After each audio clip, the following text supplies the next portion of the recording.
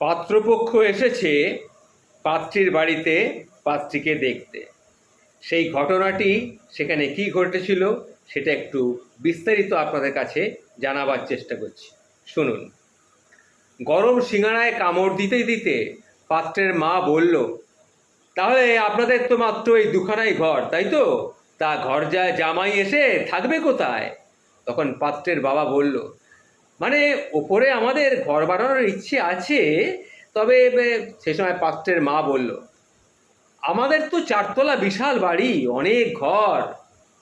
তখন আমি দেখলাম আমার বাবাকে, মানে পাত্রীর বলছি, এটা পাত্রীর মুখ দিয়ে বলছি, আমি দেখলাম আমার বাবাকে খুশি হলো না ঠিক, মনে মনে হয়তো দুঃখ হলেও হতে পারে, তবে মুখের হাসিটা কিন্তু বাবা বজায় রাখার চেষ্টা করেছে।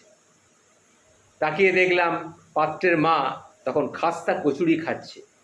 তিনি বললেন, তাহলে আপনাদের বাথরুম তো ওই একটাই, ইন্ডিয়ান বাথরুম, তাই তো? তখন বাবা বলল, মানে ছাদে একটা বানিয়েছিলাম, কিন্তু এখনো কমপ্লিট করা হয়নি। তখন পাত্রের মা কচুরিটা শেষ করে বলল, আমার ছেলের কিন্তু কমোড লাগে, বুঝতে পেরেছেন তো? তখন বাবা বলল, আচ্ছা আচ্ছা, সে না হয় একটা বানিয়ে নেব আমি। এবার প্রশ্নটা এলো আমার দিকে, অর্থাৎ আমি হচ্ছি পাত্রী, আমার দিকে প্রশ্নটা এলো, তা তুমি রুটি বেলতে পারো তো? আমি বললাম, হ্যাঁ, তা একটু আধটু পারি। তখন ভদ্রমহিলা বললেন, রসগোল্লাটা মুখে পুরে দিয়ে ভদ্রমহিলা বললেন, বাহ, তুমি তো MA পাস, চাকরি করবে না? আমি তখন বললাম, ইচ্ছে তো আছে চাকরি করার। তখন পাত্রের মা বলল, আমার ছেলের লাখ টাকা মাইনে, তোমার চাকরি করার কোনো দরকার নেই। আমার মা তখন বলল, হ্যাঁ, কিন্তু পড়াশোনায় তো বরাবরই বেশ ভালো ছিল, তাই একটু চেষ্টা করে দেখলে হতো, চাকরি নিশ্চয়ই পেয়ে যাবে। তখন পাত্রের বাবা চিকেন প্যাটিসটা চিবোতে চিবোতে শোনালো, আমাদের বাড়ির বউরা কিন্তু কেউ চাকরি করে না, তা তুমি গান জানো তো? আমি বললাম, না, আমি গান গাইতে জানি না। তখন বাবা বলল, ও কিন্তু খুব ভালো নাচতে পারে, এই যে দেখুন না, কত পুরস্কার দেখতে পাচ্ছেন তো, কত প্রাইজ দেখতে পাচ্ছেন ঘরের এই শোকেসে সাজানো রয়েছে। পাত্রের মা চিকেন স্প্রিংটা শেষ করে বলল, বাড়ির বউ ধেই ধেই করে নাচবে, এটা কিন্তু চলবে না, তুমি বরং গান গাও। আমি বাবা মায়ের মুখের দিকে তাকালাম। তখন মা বলল, ওই যে শুনিয়ে দে না সেই পুরনো দিনের সেই গানটা, পুরানো সেই দিনের কথা।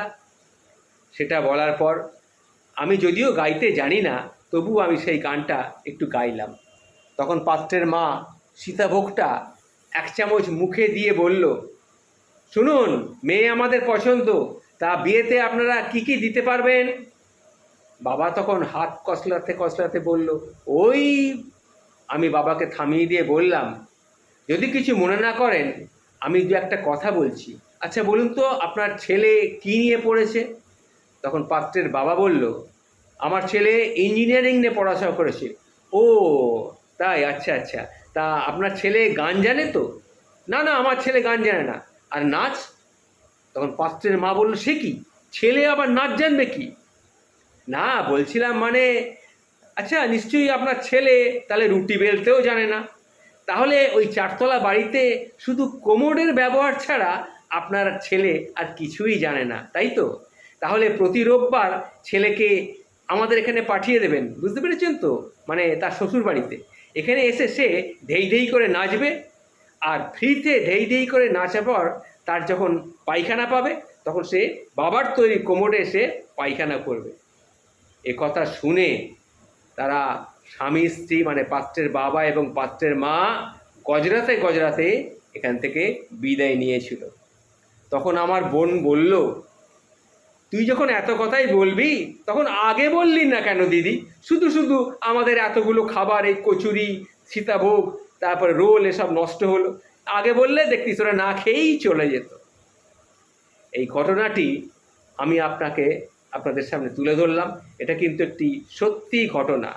এটা এখন হয়তো অতটা না হলেও কিন্তু এখনকার মেয়েরা অনেক উপযুক্ত জবাব দিতে শিখেছে, যেখানে পাত্রীর বাবা মা হয়তো একটু ইতস্তত করছিল, কিন্তু পাত্রী যেহেতু শিক্ষিতা মেয়ে এবং এই রকম মেয়েই আজকের যুগে আমাদের প্রয়োজন। এই জন্যেই ঘটনাটা আমি আপনাদের সামনে তুলে ধরলাম। নমস্কার।